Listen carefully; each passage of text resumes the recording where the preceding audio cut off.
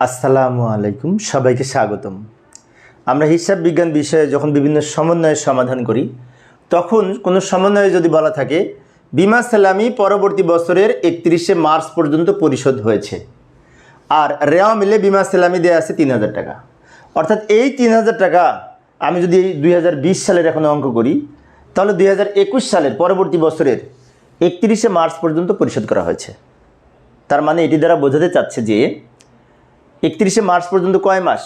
জানুয়ারি, ফেব্রুয়ারি, March, 3 মাস। সামনের বছরের 3 মাস আর এই বছরের 12 মাস, মোট 15 মাসের বিমা সালামি এখানে দেয়া আছে। বিষয়টি আরেকবার রিপিট করছি, লক্ষ্য করি। বিমা সালামি পরবর্তী মাসের 31শে মার্চ পর্যন্ত পরিশোধ করা হয়েছে, এটি দ্বারা বোঝায় যে এই বছরের 12 মাস আর সামনের বছরের 31শে মার্চ পর্যন্ত 3 মাস, 12 আর 3 15 মাসের জন্য এই বিমা সালামিটা দেওয়া হয়েছে। এখন 15 মাসের জন্য যদি দেয়া থাকে, তাহলে এই বছর 12 মাসের লিখতে হবে, আর এই 3 মাসের যে অগ্রিম থাকবে সেটা এখান থেকে বিয়োগ করে অগ্রিম নামে লিখতে হবে সম্পদ পাশে। কিভাবে সমাধান করব লক্ষ্য করি।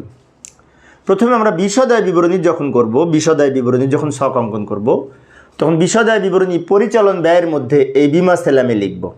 বিমা সালামি লিখব পরিচালন ব্যয়ের মধ্যে রেওয়া মিলে যেটি দেয়া আছে সম্পূর্ণ টাকাটা প্রথম ঘরে লিখব, 3000 টাকা। এবার এখান থেকে অগ্রিম বাদ দিব। তো এই অগ্রিম বাদ দিব কিভাবে? অনেক শিক্ষার্থী এখানে ভুল করে, সেটি হচ্ছে এই 3000কে 12 দিয়ে ভাগ করে 3 দিয়ে গুণ করে। কিন্তু না, এখানে 12 দিয়ে ভাগ হবে না, এখানে 15 দিয়ে ভাগ হবে।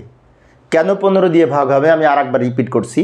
সেটি হচ্ছে মার্চ পর্যন্ত দেয়া হয়েছে সামনের বছরের, তার মানে এই বছরের 12 মাস, সামনের বছরের মার্চ মাস পর্যন্ত 3 মাস। 3 মাস আর 12 মাস, 15 মাসের জন্য। 15 মাসের যদি 3000 টাকা হয়, 3 মাসের কত সেটা অগ্রিম হবে। তাহলে 3000কে 15 দিয়ে ভাগ করলে 200 টাকা হয়, তাকে 3 দিয়ে গুণ করলে 600 টাকা হয়, অর্থাৎ 600 টাকা অগ্রিম আছে। কিভাবে বের করলাম? 3000কে 15 দিয়ে ভাগ 3 দিয়ে গুণ, এটি থেকে এটি বিয়োগ করে 2400 টাকা। এইটা হচ্ছে আমাদের এই বিশদায় বিবরণীতে সমস্যার সমাধান হলো। এখন এই যে রেওয়া মিলে যেটি দেওয়া ছিল 3000 টাকা, এটি কিন্তু একবার লিখেছি, 3000 টাকা একবার লিখে ওর কাজ শেষ।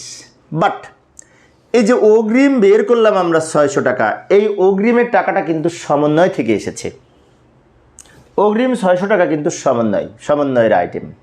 আর সমন্বয় থেকে যে টাকাটা আমরা লিখি, সমন্বয়ের যে আইটেম, সেটি কিন্তু কমপক্ষে 2 বার ব্যবহার হবে। অর্থাৎ একবার আমরা কি করব, অগ্রিম বিমা থেকে বিয়োগ করলাম, আরেকবার অগ্রিম বিমা তো খরচ অগ্রিম আছে, তো খরচ অগ্রিম থাকলে সেটি সম্পদ হয়। সেই জন্য আমরা যখন আর্থিক অবস্থার বিবরণী প্রস্তুত করব, তখন চলতি সম্পদের মধ্যে অগ্রিম বিমা সালামি নামে এই 600 টাকা লিখব। আমি আরেকবার বলছি, লক্ষ্য করি। প্রথমত এই 600 টাকা একবার বিমা সালামি থেকে বিয়োগ করব, আরেকবার চলতি সম্পদ পাশে অগ্রিম বিমা সালামি নামে লিখব। 600 টাকা বের করব কিভাবে? এই 3000কে 15 দিয়ে গুণ 3 দিয়ে 15 দিয়ে ভাগ 3 দিয়ে গুণ। কেন 15 দিয়ে ভাগ হবে? এটি 15 মাসের জন্য। ওই যে সামনের মার্চ পর্যন্ত 3 মাস আর এই বছরের 12 মাস, মোট 15 মাস। তাই এই 3000কে 15 দিয়ে ভাগ করে 3 দিয়ে গুণ করলে 600 টাকা হবে।